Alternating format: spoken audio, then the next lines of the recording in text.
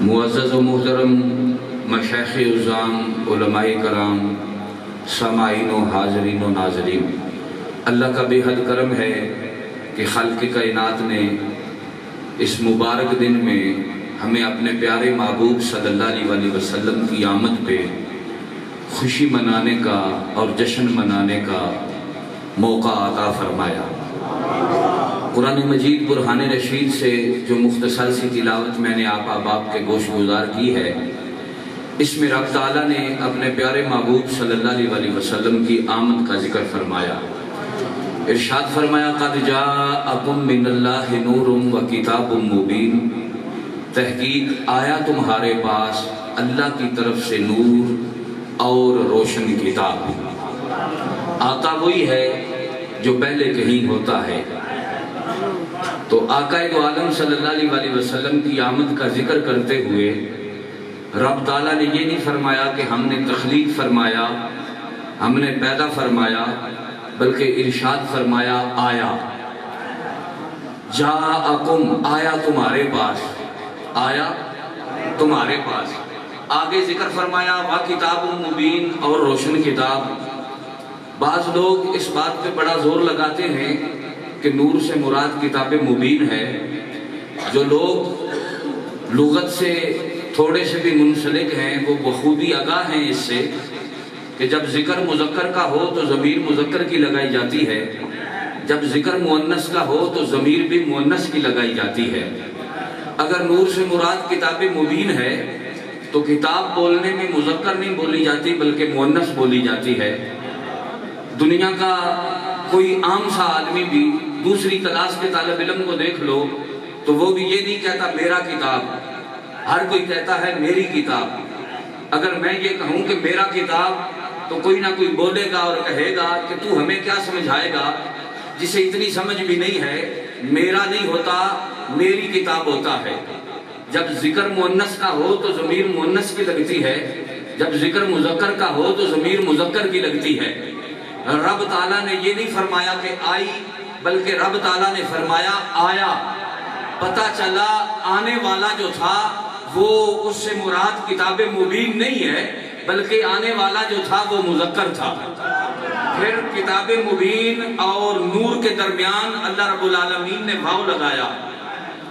عربی لغت میں واو دو طرح کا ہوتا ہے، ایک واو قسمیہ ہوتا ہے، ایک واو کا معنی اور ہوتا ہے۔ واو قسمیہ کی مثال فرمایا والعصر ان الانسان لفی خسر، قسم ہے زمانے کی کہ بے شک انسان نقصان میں ہے۔ اور واو قسمیہ دوسری جگہ پہ فرمایا والضحیٰ، اے محبوب قسم ہے تیرے چمکتے ہوئے مکھڑے کی، واللیل اذا سجا، اور پیارے قسم ہے تیری زلفوں کی جب تیرے چہرے پہ چھا جائیں۔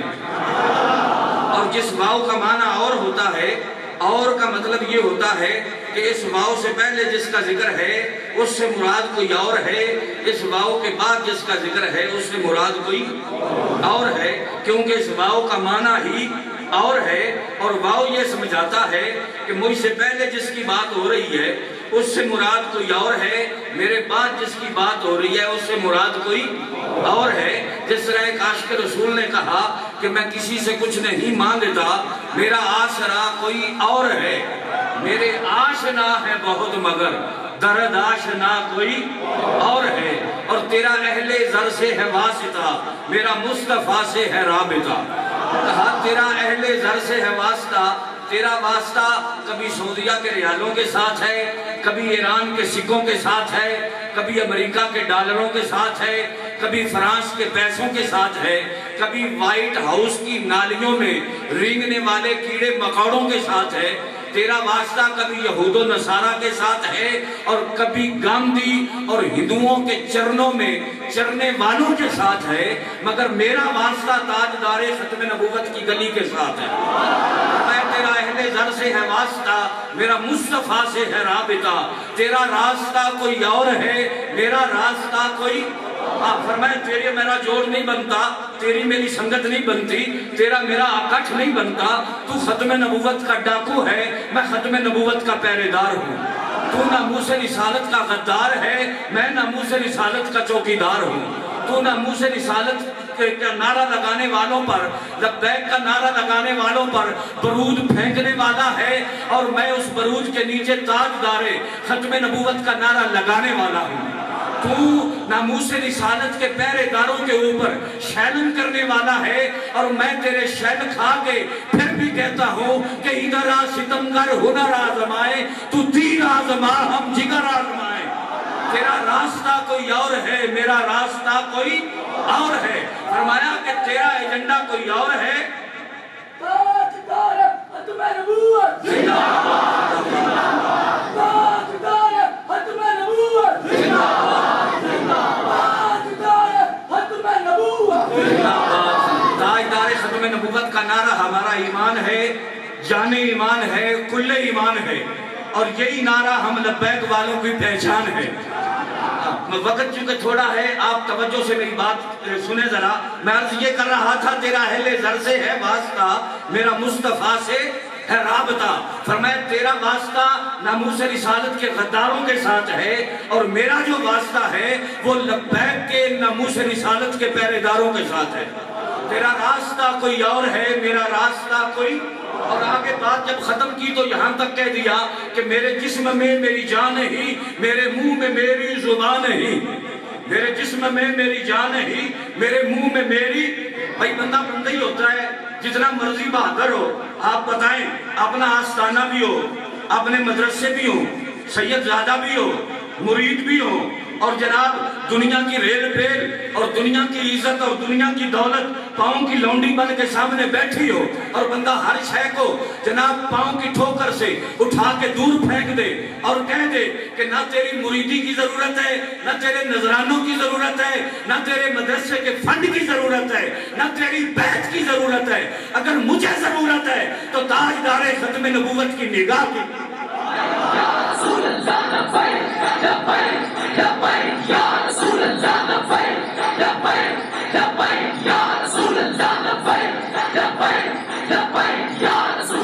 یہ سارا منظر آپ نے آستانہ عالیہ رواتڑہ شریف کے شہزادے کا دیکھا کہ نہ دیکھا؟ کیوں جی ہر دور کے اندر، ہر وقت کے اندر پھر بھی کیا کہا؟ میرے جسم میں میری جان ہی، میرے منہ میں میری زبان ہی۔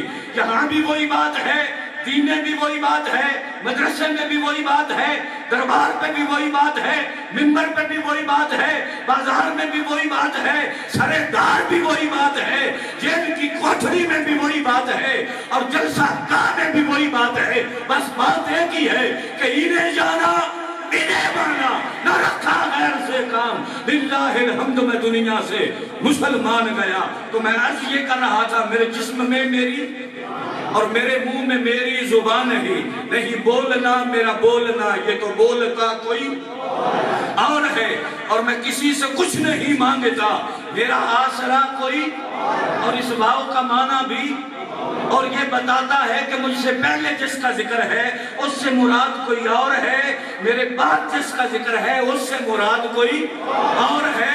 اگر مولوی کو سمجھ میں نہیں آیا تو یہ مسئلہ بھی اور ہے، اور اگر کسی عاشق نے بتا دیا تو یہ حکمت بھی کوئی اور ہے، کیونکہ اس بھاؤ کا معنی ہی اور ہے۔ قد جاءکم من اللہ نور و کتاب مبین، تحقیق تمہارے پاس آیا اللہ کی طرف سے نور اور روشن کتاب۔ ایک اور بات کر کے میں اجازت چاہوں گا۔ اکثر اب اس کے بدلے میں ہوتا یہ ہے کہ قرآن کی ایک آیت پیش کی جاتی ہے، قل انما انا بشر مثلکم، کہ اے محبوب فرما دیجئے کہ میں بھی تمہاری مثل بشر ہوں، میں بھی تمہاری مثل بشر ہوں۔ تو جب اللہ تعالیٰ نے قرآن میں اپنے نبی کو بشر کہا تو پھر نور کیسے؟ اگر بشر ہیں تو نور نہیں، اگر نور ہیں تو بشر نہیں، جبکہ قرآن میں واضح آ گیا کہ اے محبوب ہم نے آپ کو بشر بنا کے بھیجا ہے۔ تو آپ سنی جناب 12 ربیع الاول کا چاند نظر آتا ہے تو آپ روڑا بات ڈال دیتے ہیں گلیوں میں، نور والا آیا ہے نور لے کے، سارے عالم میں یہ دیکھو کیسا نور چھایا ہے۔ اور پھر جناب اعلیٰ حضرت عظیم البرکت نے کیا، تیری نسل پاک میں ہے بچہ بچہ، تو ہے اے نور تیرا سب گھرانہ نور کا۔ تو آپ نور نور کرتے رہتے ہو، تو یہ بات اصل کیا ہے؟ میں کہتا ہوں اچھا یہ بتاؤ کہ حضرت جبریل نور ہے کہ بشر ہے؟ بولو جی ذرا بات جلدی جلدی کرے، بات ختم کرے. نور ہے کہ بشر ہے؟ قرآن مجید کہتا ہے فَتَمَثَّلَ لَهَا بَشَرًا سَوِيًّا، 16واں پارہ. فرمایا جبریل کی مثال ایسے ہے کہ جیسے ظاہر بشر کی صورت میں آئے. حضرت مریم کے پاس کس صورت میں آئے؟ قرآن کہتا ہے جبریل بشر ہے. اب آپ بتائیں کہ جبریل نور ہے کہ بشر ہے؟ کیوں جی؟ پھر بھی کہتے ہو نور ہے. قرآن کہتا ہے جبریل بشر ہے، آپ کہتے ہو جبریل نور ہے. اب کرو جبریل کی بشریت کا انکار، جبرائیل کی بشریت کا انکار کرو تب بھی اسلام سے فارغ. جبرائیل کی نورانیت کا انکار کرو تب بھی اسلام سے فارغ. کہتا ہے اگر بشر ہے تو نور نہیں، اگر نور ہے تو بشر نہیں. میں کہتا ہوں تم دیکھو جس نبی کے صدقے سے جبریل کو عزت ملی، وقار ملا، مقام ملا، عظمت ملی، شان ملی، اس نبی کے صدقے سے جس کو عزت، وقار، مقام، شان ملی، این ایک وقت میں وہ نور بھی ہے، وہ بشر بھی ہے. تو جس نبی کے صدقے سے جبریل کو عزت ملی وہ نبی کیا نور اور بشر نہیں ہو سکتا؟ پھر کہہ دیا ماسالوکم، ماسالو، اچھا بشر تو ٹھیک ہے، یہ تو سمجھ آ گئی بات. آگے ماسالوکم کا مطلب کیا ہے؟ اب اس کو سمجھو ذرا. اللہ تعالیٰ نے قرآن مجید میں فرمایا وَمَا مِن دَابَّةٍ فِي الْأَرْضِ، فرمایا یہ جتنے بھی چوپائے ہیں زمین میں چلنے والے، جتنے بھی چوپائے ہیں زمین میں، یہ چوپائے، چوپایا کس کو کہتے ہیں جی؟ جس کے 4 پاؤں ہوں. بکری کیا ہے؟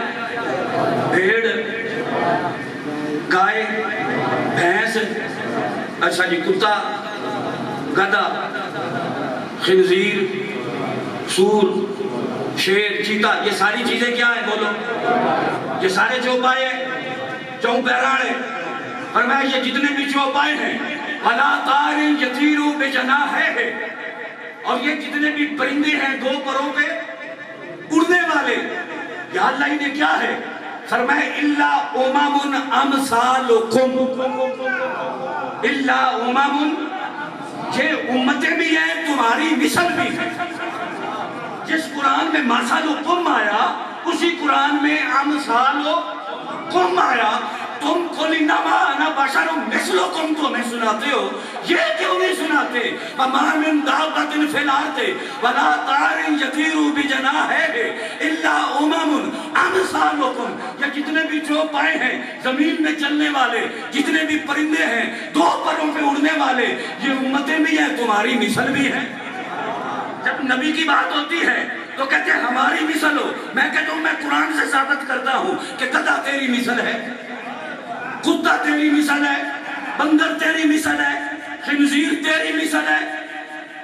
ہم قرآن سے ثابت کرتے ہیں، قرآن کی آیت استدلال پہ پیش کرتے ہیں کہ رب قرآن میں کہتا ہے کہ گدھا تیری مثل ہے. کبھی کسی مولوی نے کہا کہ کھوتا میری مثل ہے، کتا میری مثل ہے، خنزیر میری مثل ہے، سور میری مثل ہے؟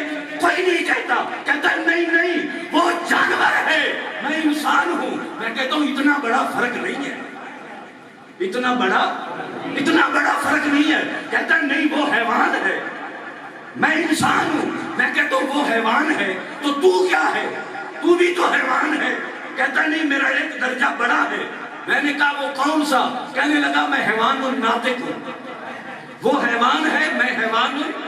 میں کہتا ہوں ناطق ہٹا دو تو تجھ میں اور گدھے میں فرق نہیں، تجھ میں اور کتے میں فرق نہیں، تجھ میں اور خنزیر میں فرق نہیں. تو ایسا کر، بڑے دل کا مظاہرہ کر، جو نیچے ہے اس کو عزت دے، تھوڑا اوپر لے آ، اوپر لے آ.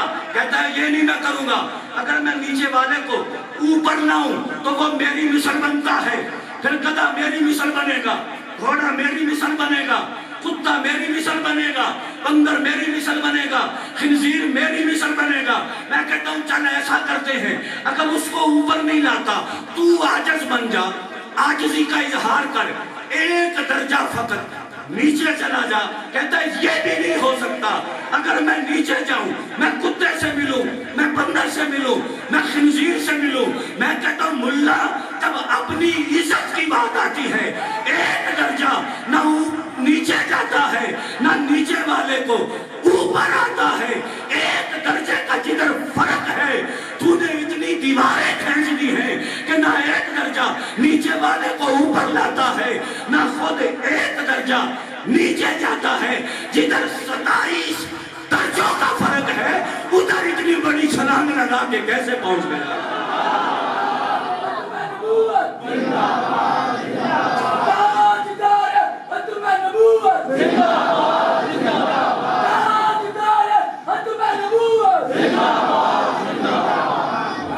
بھئی جدھر ایک درجے کا فرق ہے ادھر اتنی پابندیاں ہیں کہ نہ ایک درجہ آپ نیچے، نہ نیچے والا ایک درجہ اوپر۔ جدھر 27 درجوں کا فرق ہے اتنی بڑی چھلانگ مارتا ہے کہ ایک دم کبھی انہیں اپنی مثل کہتا ہے، کبھی خود ان کی مثل بننے کی کوشش کرتا ہے۔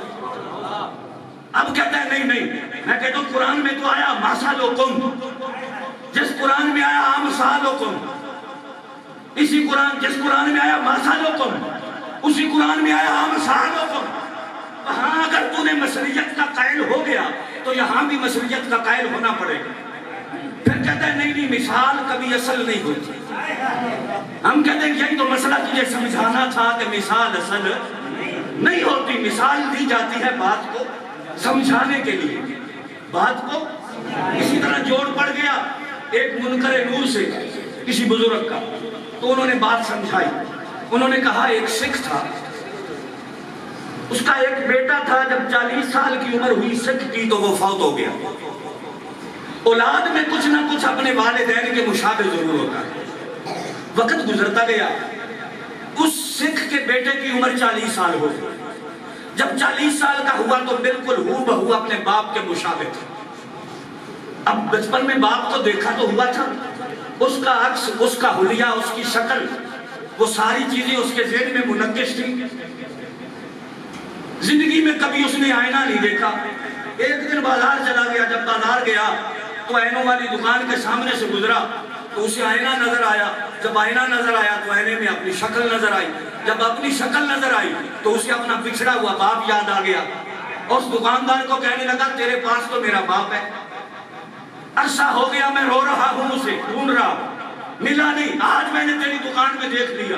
دکاندار بڑا خرینٹ تھا، کہنے لگا کہ پریشان ہونے والی کوئی بات نہیں، اتنے پیسے مجھے دے، اپنا ابا اٹھا کے تو لے۔ اس نے آئینہ اٹھایا، گھر کی الماری میں لا کے رکھ دیا۔ سویرے ڈیوٹی پہ جاتا ہے تو دروازہ کھول کے اس کا دیدار کرتا ہے، کوئی باتیں شاتیں کرتا ہے، پھر نکلتا ہے، شام کو آتا ہے، پھر الماری کے سامنے۔ چند دن گزرے تو بیوی کو تھوڑا شک ہو گیا، وہ کہنے لگی خیر نہیں ہے، کم وقت مارا، پہلے آتا تھا سلام کلام ہوتا تھا، خیر خیریت بتاتا تھا، اب آتا ہے تو سیدھا الماری کے سامنے، کوئی نہ کوئی مسئلہ ضرور ہے۔ وہ نکلنے لگا تو بیوی نے چھپکے سے چابی اس کی جیب سے نکال لی۔ یہ باہر نکلا، اس نے دروازہ کھولا تو اتفاق سے کبھی بیوی نے بھی آئینہ نہیں دیکھا۔ جب اس نے دیکھا تو وہ تو پیٹنے لگی، رونے لگی، کہنے لگی یہی تو اصل بات ہے کہ یہ بدبخت ظالم کو دیکھو، اس نے دوسری شادی کی ہوئی ہے، ادھر دوسری بیوی اپنی سوکن رکھی ہوئی ہے۔ رونے لگی، شور مچایا اس نے، تو اس سکھ کی ماں آ گئی، کہتی ہے میرا بچہ خیر ہے، تجھے کوئی بیماری ہے، تکلیف ہے تو مجھے بتا۔ پتر چلا گیا، میں تو حاضر ہوں نا، تیری نکرانی بن کے کام کروں، بتا مسئلہ کیا ہے؟ کہنے لگی مسئلہ کیا ہے؟ اپنے بچے کے کرتوت دیکھ، اس نے یہاں میری سوکن بٹھائی ہوئی ہے۔ تو ماں نے بھی زندگی میں کبھی آئینہ نہیں دیکھا تھا۔ اس نے کہا چل دکھا مجھے۔ جب اس نے دروازہ کھولا تو وہ بھی رونے لگی، کہنے لگی کہ اگر کرنا ہی تھا تو 80 سال کی بوڑھی سے تو نہ کرتا، اتنا بے وقوف نکلا کہ 80 سال کی بوڑھیا سے کر لیا۔ اب شام کو جب سکھ گھر آیا، بیوی اپنی جگہ پہ روئے، ماں اپنی جگہ پہ روئے۔ ماں کہے کم بختا، اگر تو نے یہ کالک منہ پہ لگوانی تھی تو 80 سال کی بوڑھی سے تو نہ کرتا۔ بیوی کہے میں نے اعتماد کیا، تو نے مجھے دھوکہ دیا، تو بڑا ظالم بدمعاش آدمی ہے، اب مجھے تیری رنگ رلیوں کی سمجھ آ گئی ہے۔ وہ کہے ہاتھ جوڑ کے منتیں کرے ماں میرا ابا ہے، بیوی کو کہے میرا باپ ہے۔ جب گھر میں ٹھا ٹھیا تماشا شروع ہو گیا تو گلی محلے کے لوگ اکٹھے ہو گئے۔ ایک خرائٹ آدمی تھا سرانا، اس نے پوچھا بات کیا ہے؟ سکھ کہتا ہے میرا باپ ہے، میں جاتا ہوں تو اسے ملتا ہوں، آتا ہوں تو اس کی زیارت کرتا ہوں۔ مائی کہتی ہے 80 سال کی بوڑھی بٹھائی ہے اسے۔ بیوی کہتی ہے کہ جوان عورت اس نے لا کے میرے ہوتے ہوئے گھر میں میری سوکن بٹھا دی۔ اس نے کہا چلو مجھے دکھاؤ. اب جب دیکھا تو وہ آئینہ، وہ جان گیا کہ اس نے زندگی میں کبھی آئینہ نہیں دیکھا ہے. اب وہ کہنے لگا مجھے دکھاؤ. جب اس نے دیکھا تو وہ آئینہ ہے، وہ اٹھا کے لے آیا. اس نے سکھ کو بھی بلا لیا، اس کی بیوی کو بھی بٹھا لیا، ماں کو بھی بٹھا لیا. کہنے لگا کہ کم بختو تمہیں سمجھ نہیں ہے، کم مکلو یہ آئینہ ہے، اسے جو دیکھتا ہے اسے اپنا آپ نظر آتا ہے. تیرا باپ مرا 40 سال کا تھا، اب تو 40 سال کا ہے. تیری پگڑی اسی طرح، تیرا حلیہ اسی طرح، تیری شکل اسی طرح. جب تو دیکھتا ہے تجھے اپنا آپ نظر آتا ہے، اور اپنے آپ سے تجھے اپنا باپ نظر آتا ہے. جب تیری بیوی اسے دیکھتی ہے اسے اپنا آپ نظر آتا ہے. جب تیری اماں دیکھتی ہے اسے اپنا آپ نظر آتا ہے. حقیقت میں یہ آئینہ ہے، اسے جو دیکھتا ہے اسے اپنا آپ نظر آتا ہے. میرے نبی نے فرمایا میرے رب نے مجھے آئینہ بنا کے بھیجا ہے، مجھے جو دیکھتا ہے اسے اپنا آپ نظر آتا ہے. ابو جہل نے دیکھا تو معاذ اللہ کہنے لگا میں نے ایسا بدصورت نہیں دیکھا، نقل کفر نہ باشر. صدیق اکبر نے دیکھا، کہنے لگا سونیا میں نے زندگی میں ایسا خوبصورت نہیں دیکھا. حضور اسے بھی فرماتے ہیں صدقتا، صدیق اکبر کو بھی فرماتے ہیں صدقتا. تو ایک غلام نے پوچھا سونیا اس نے ایسے کہا، آپ نے صدقتا کہہ دیا. صدیق اکبر نے سونا کہا، آپ نے صدقتا کہہ دیا. امام الانبیاء نے فرمایا ارے پیارے میرے رب نے مجھے آئینہ بنا کے بھیجا ہے، وہ سونا نہیں تھا. اس نے مجھے دیکھا، اسے اپنا آپ نظر آیا. ابو بکر سونا ہے، اس نے مجھے دیکھا تو اسے اپنا آپ نظر آیا. میرے مصطفیٰ کو رب نے آئینہ بنا کے بھیجا ہے. جو بے نورے ہیں انہیں نور نظر نہیں آتا، جو نور والے ہیں انہیں نور نظر آتا ہے، کیونکہ نور کو دیکھنے کے لیے بھی نور کی ضرورت ہے. ظاہر تو ابو جہل نے بھی دیکھا، صدیق اکبر نے بھی دیکھا، حضور لباس بشریت میں آئے. ابو جہل نے بھی دیکھا، صدیق اکبر نے بھی دیکھا. میرے نبی نے کھایا پیا، ابو جہل نے بھی دیکھا، صدیق اکبر نے بھی دیکھا. میرے پیارے نبی صلی اللہ علیہ وسلم زمین پر چلے، ابو جہل نے بھی دیکھا، صدیق اکبر نے بھی دیکھا. حضور کو پسینہ آیا، ابو جہل نے بھی دیکھا، صدیق اکبر نے بھی دیکھا. مگر دونوں کے دیکھنے میں فرق ہے. ابو جہل دیکھتا ہے تو کہتا ہے یہ تو بشر ہے. صدیق اکبر کہتے ہیں ہے بشر مگر سایہ نہیں ہے. ابو جہل دیکھتا ہے تو کہتا ہے اس کا تو جسم بھی ہے. صدیق اکبر کہتے ہیں ہے جسم مگر مکھی نہیں بیٹھتی اوپر. ابو جہل دیکھتا ہے تو کہتا ہے اسے تو پسینہ بھی آتا ہے. صدیق اکبر دیکھتے ہیں تو کہتے ہیں مگر پسینے خوشبو آتی ہے. ابو جہل دیکھتا ہے تو کہتا ہے یہ تو زمین پر چلتا ہے. صدیق اکبر دیکھتے ہیں تو کہتے ہیں لا مقام پہ بھی تو جاتا ہے. ابو جہل دیکھتا ہے تو کہتا ہے یہ تو کھاتا پیتا بھی ہے. صدیق اکبر دیکھتے ہیں تو کہتے ہیں یہ سوم وصال بھی تو رکھتا ہے. اگر میدان احد میں دانت مبارک کا کنگرا شہید ہوا، خون نکلا، یہ بشریت کی دلیل ہے، تو 4 مرتبہ میرے نبی کا شق صدر ہوا، خون کا ایک قطرہ بھی نہ نکلنا، یہ میرے نبی کی نورانیت کی دلیل ہے. یا الہی تا ابد قائم آستانے یار رہے اور آسرا ہم غریبوں کا برقرار رہے. اللہ کرے شاہ جی کی ہستی برقرار رہے، ہماری مستی برقرار رہے. وما علینا الا البلاغ.